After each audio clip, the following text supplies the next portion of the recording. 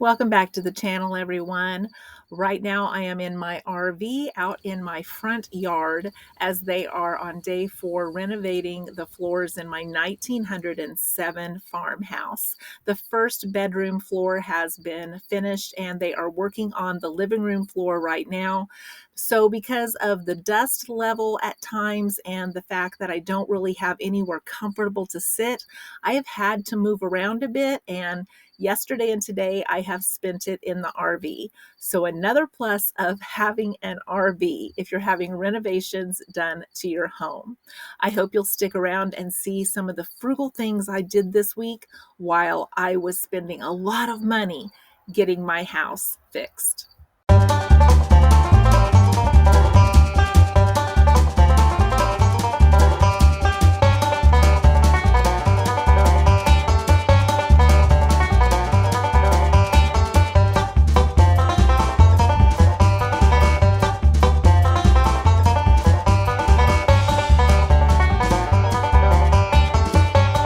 The weather has been absolutely beautiful. It's been in the 60s at night and in the morning, and then by the afternoon it gets warmer, but it's been perfect weather for the workers to be able to work in the house this week.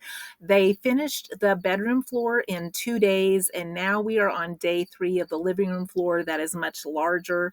They did find a tree root that had caused some of the problems. That's one of the disadvantages, I guess, of having trees around your home, is that sometimes they can mess up the workmanship of your home. And so they cut that tree root out. They also saw some damage that they repaired and some leveling that needed done, and they had to get a few more supplies, but they're making sure that it is structured very well and very secure. I'm going to show you a few pictures of where we're at with that, and then I'm going to show you some of the ways that I've saved money this week. Some people might have gone and stayed at a hotel or even took their RV out to the lake, but I chose to stay home because I'm spending enough money on my house right now that I'm not going to spend money staying somewhere else. What you're seeing here in the middle of the room is sandstone that the floors were built on. This is kind of a chalk-like stone. And then the second picture is the other half of the living room. It was all supposed to be the same level, but as you can see, this was added on in the 60s and it was built up. And here are some red bricks that were used to hold up one of the walls at some point. I really thank God for people that want to do this type of work because it is very hard labor, and this is a picture of them hauling off the debris. You would think that the workers would say, "Oh my gosh, this is a mess. I don't want to touch it." But the owner of the company actually said that he loves seeing these old houses restored because so many people want to just tear them down. And one of the main workers on the floor said that he just fixed one for one of his friends that they were flipping. The foundation had gone where the house was like this at the bottom, and he jacked it up and fixed it. So he looks at it as a work of art, and he's very proud of the end result. So while they've been doing that, I figured the weather is good. I need to get some things done that I've been putting off. I finished painting the rest of my window frames outside that had not been painted since my new windows went in this summer. And then I also transplanted some of my plants into smaller pots so that they'll be able to come in the house to grow this winter before the freeze. One of the afternoons they had to leave early to go get more supplies, so I took that opportunity to do some bulk prepping for the week so that we would have meals over the next several days. I used my second Depression era cookbook and my mother's Depression era chili recipe, and I whipped up a big pot of chili. It was a little challenging to get the corn chips off of the pantry shelf in my office because my office is also being used for storage with all of the items to get out of those 2 rooms. But between a yardstick and a cane and some tongs, we were able to manage to get the chips off of the shelf. The cats have been hanging out by the camper outside with me because they are kind of nervous with all the noise. The indoor cats are upstairs and they are perfectly happy being away from the saws and the nail guns. I've spent some time yesterday and today doing some needlework out in the camper and at my desk, and I've also done some reading in this nice weather. It has also been absolutely perfect weather with the right amount of breeze to hang clothes on the line. For me, that is one of the perks of simple living. Yes, I'm uncomfortable. I don't have great places to sit, but I have options. I can sit out in my RV. I could walk up to our cabin and sit up there in the love seat. I can sit outside in a lawn chair. The weather is absolutely perfect right now. So our kitchen is still intact. Our bathroom is still intact. It could be a lot worse. So this isn't really roughing it. We did move the TV upstairs so we could watch it a couple of hours in the evening and spend time with the cats that are being housed upstairs, but we're going to get through this just fine. The carpet has already come in, so that will be getting laid as soon as they are done with the floors, and then we can start putting the house back together. I know some of you have told me that you've been through some of these renovations before. I really haven't been through a lot of them, so this is kind of a new experience to me. But we are going to be so happy when it's done, and I'm looking forward to the kids seeing their childhood home restored. Many people might have chosen to just tear down this 1907 farmhouse and start over, and don't think that it hasn't been suggested to me many, many times to do that.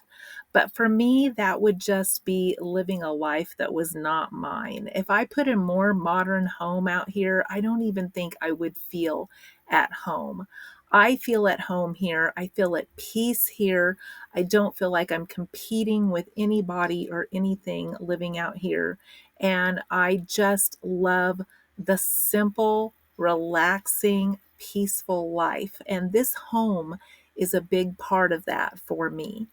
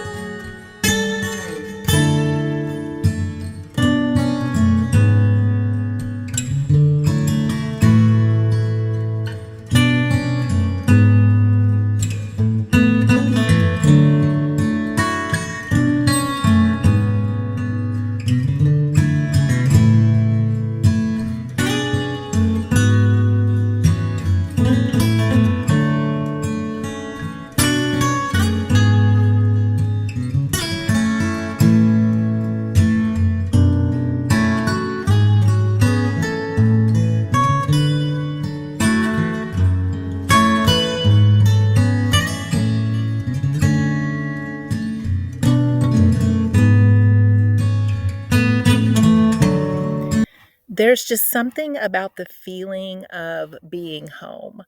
Many search for it and never find it, even though they know deep down that when they find it, they'll know.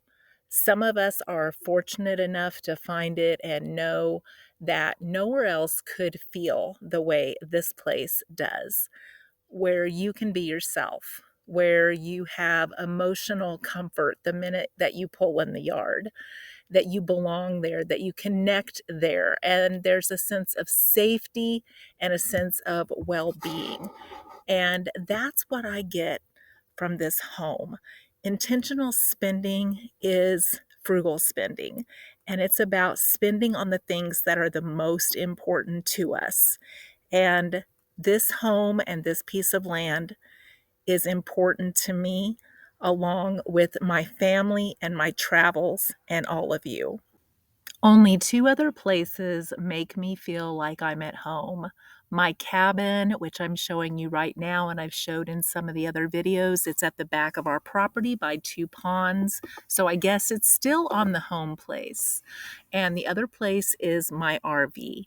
I feel like I'm home the minute I walk in there, and it's probably because I've spent 2 winters in it now in South Texas. Man, I just like it simple. Because for me, simple and easy and cost effective and relaxing and peaceful, it just all goes together. And now I'd like to share a poem that my grandmother wrote in 1970, and she wrote it about these old houses that just get abandoned.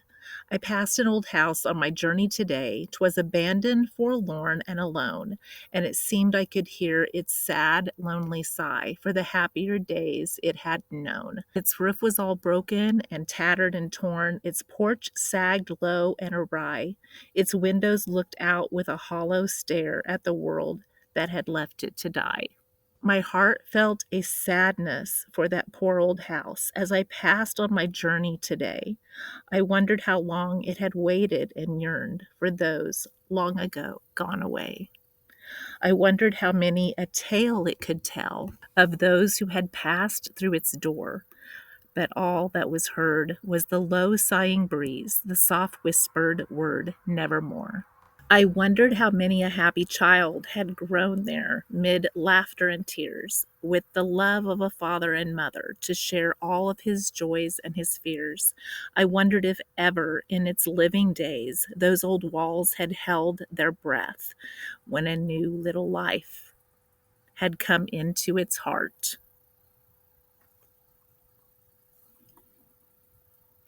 or a loved one was taken in death.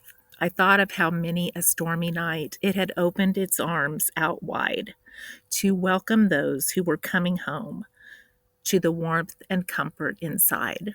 No more will it hear laughter or song. No more will it shelter and warm. No more will it hold.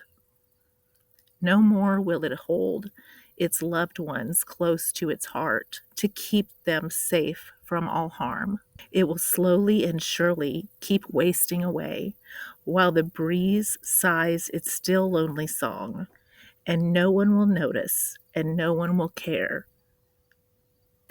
that this once someone's home will be gone.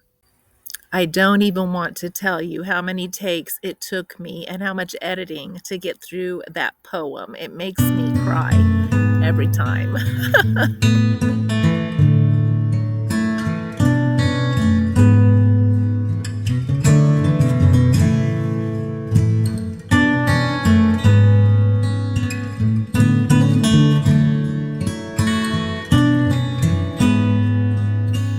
Thank you for joining me today. Thank you for coming along with whatever I have going on, whether it is traveling, whether it is living in my RV for a while in the winter, whether it is remodeling my home or cooking. You guys are always so great to come along with me during my life and make it more enjoyable. I appreciate all the friendships I have made on this channel, and I hope that you will stick around for another video and give me a thumbs up if you've enjoyed this one.